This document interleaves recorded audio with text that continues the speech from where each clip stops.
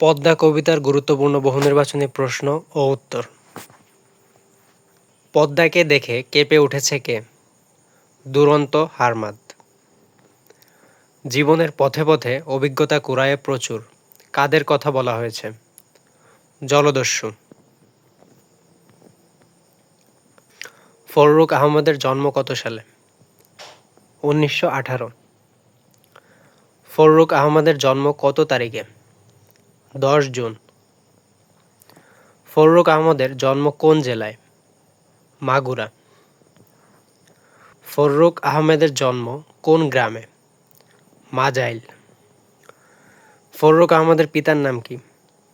সৈয়দ হাতেম আলী। ফররুখ আহমদ দীর্ঘকাল কোন বেতারে কাজ করেছেন? ঢাকা বেতার। ফররুখ আহমদ ঢাকা বেতারে কোন পদে নিযুক্ত ছিলেন? Staff writer. ফররুখ আহমদ কবি হিসেবে কোন দশকে আবির্ভূত হন? 40-এর দশক। ফররুখ আহমদের প্রথম কাব্যগ্রন্থের নাম কি? সাত সাগরের মাঝি। সাত সাগরের মাঝি গ্রন্থটি কত সালে প্রকাশিত হয়? 1944। ফররুখ আহমদ কিসে বিশ্বাসী ছিলেন? ইসলামী ঐতিহ্যের পুনরুজ্জীবনে। ফররুখ আহমদের কবিতায় প্রধানত কোন বিষয়টির প্রকাশ ঘটেছে? ইসলামী আদর্শ ও জীবনবোধ।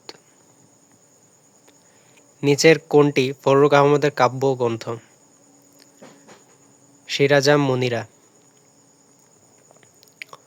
নওফেল ও হাতেম কী ধরনের রচনা?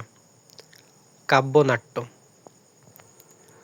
নিচের কোনটি ফররুখ আহমদের সনেট সংকলন? মুহূর্তের কবিতা। মুহূর্তের কবিতা কী ধরনের গ্রন্থ? সনেট সংকলন।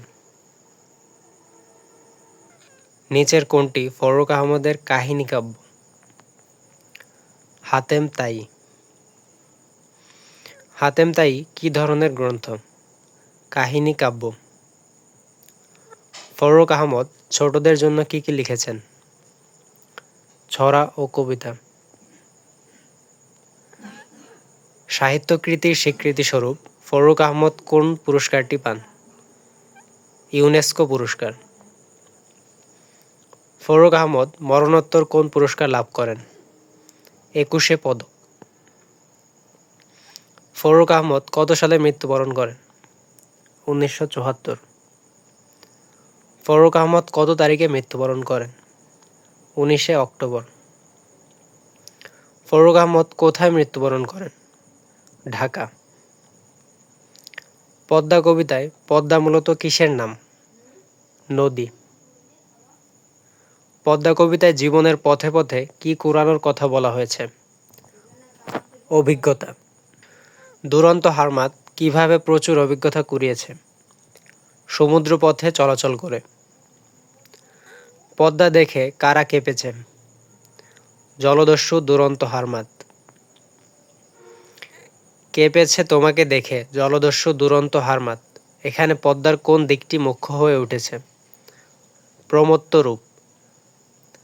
জলদস্যু পদ্মাকে দেখে কেন কেঁপেছে? ভয়ে। পদ্মা কবিতায় ঢের সমুদ্রের স্বাদ বলতে কি বোঝানো হয়েছে? প্রচুর অভিজ্ঞতা সঞ্চয়। ঢের সমুদ্রের স্বাদ কে পেয়েছে? জলদস্যু। পদ্মার তরঙ্গ ভঙ্গে কার বর্ণ পাণ্ডুর হয়েছে? জলদস্যুর। জলদস্যুর বর্ণ পাণ্ডুর হয়েছে কি দেখে? পদ্মার তরঙ্গ ভঙ্গ। সন্ত্রাসীদের সশস্ত্র মহড়া দেখে ভয়ে রোমানের মুখ শুকিয়ে গেল। পদ্মা কবিতার কোন চরণটি এই দৃশ্যকল্পের সাথে তুলনীয়? তোমার তরঙ্গ ভঙ্গে বর্ণ তার হয়েছে পাণ্ডুর। পাহাড়ি পথে গাড়ি চালনার বহু অভিজ্ঞতা থাকলেও বান্দরবনের নীলগিরি পাহাড়ে ওঠার সময় পথের বাঁকগুলো কাজলের বুকে কাঁপন ধরিয়ে দিল। কাজল পদ্মা কবিতায় বর্ণিত কোন চরিত্রের সাথে তুলনীয়? দুরন্ত হারমাদ। পদ্মার দুই তীরে কারা লাঙল চালিয়েছে? সংগ্রামী মানুষ। পদ্মার দুই তীরে সংগ্রামী মানুষ কি চালিয়েছে? লাঙল। কঠিন শ্রমের ফল হিসেবে সংগ্রামী মানুষ কি পেয়েছে? শস্য। শস্যদানাকে কঠিন শ্রমের ফল বলা হয়েছে কেন? চাষাবাদ অত্যন্ত পরিশ্রমের বলে। সংগ্রামী মানুষ কেমন শস্যদানা পেয়েছে? প্রচুর। পদ্মার চরে কারা ফসল ফলিয়েছে? নির্ভীক জওয়ান। পদ্মার চরে নির্ভীক জওয়ান কেমন ফসল ফলিয়েছে? পর্যাপ্ত। জীবন মৃত্যুর দ্বন্দ্বে পদ্মা তীরের জওয়ানের মনোভাব কেমন? নিঃসংশয়। নির্ভীক জওয়ান কিসের দ্বন্দ্বে নিঃসংশয়? জীবন মৃত্যু। নির্ভীক জওয়ান সবুজের সমারোহে কি পেয়েছে? জীবনের সম্বল।